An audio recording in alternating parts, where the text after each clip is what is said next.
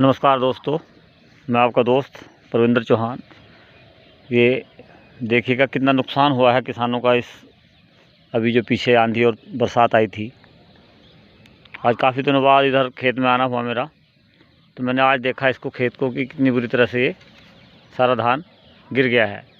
तो दोस्तों, इसकी भरपाई करने वाला भी कोई नहीं है। अगर मान ले जाए हम लोग बीमा भी करा लेते हैं, तो बीमे वाले भी इसकी भरपाई नहीं कराते। हालांकि प्रधानमंत्री जी ने बहुत अच्छा यहाँ पे एक प्रोग्राम चलाया है फसल बीमा, लेकिन बस गारंटी नहीं ले सकते कि फसल बीमा वाले भी इसका कुछ फ़ायदा किसान को दे पाएंगे।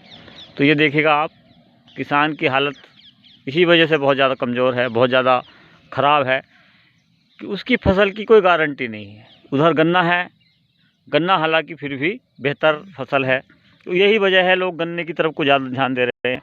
गन्ने का मूल्य भी ज़्यादा है और गन्ने में जल्दी से एकदम से कोई नुकसान भी नहीं होता। हालांकि इस समय ये 0238 गन्ने में बहुत ज़्यादा बीमारी लगी हुई है, तो इसको फ़िलहाल किसान छोड़ रहे हैं, बंद कर रहे हैं बोना। उसके बदले में दूसरे नंबर्स आ रहे हैं, दूसरे बीज आ रहे हैं, लेकिन फिर भी गन्ना ही एक सहारा बन रहा है किसान का। तो गन्ना बोने में ज़्यादा लोग रुचि दिखा रहे हैं। और ये देखिए, धान या गेहूँ लगाने में किसान को बहुत ज़्यादा परेशानी का सामना करना पड़ रहा है। तो दोस्तों, किसान मजबूर है, इन चीज़ों की वजह से ही किसान परेशान है।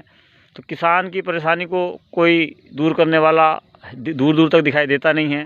भगवान भी किसान के खिलाफ चलता है, मुझे ऐसा एहसास होता है। क्योंकि जिस मौसम में ये फसल बोई जाती है, उस मौसम में ही ये सारी गड़बड़ें होती हैं।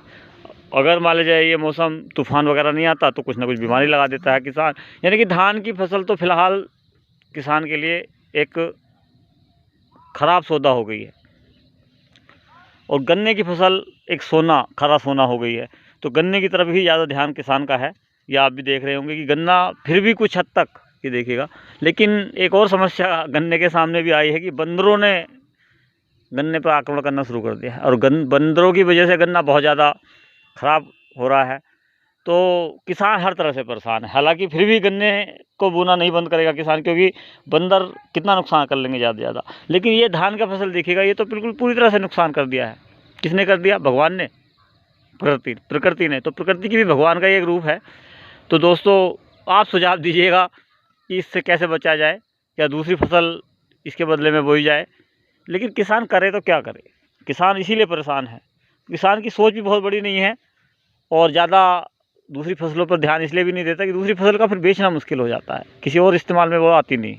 तो यही सब सोच के किसान बेचारा परेशान है, और परेशानी किसान की कभी ख़त्म होने वाली नहीं लग रही है मुझे। ये ज़िंदगी भर उसके साथ चलना ही चलना है।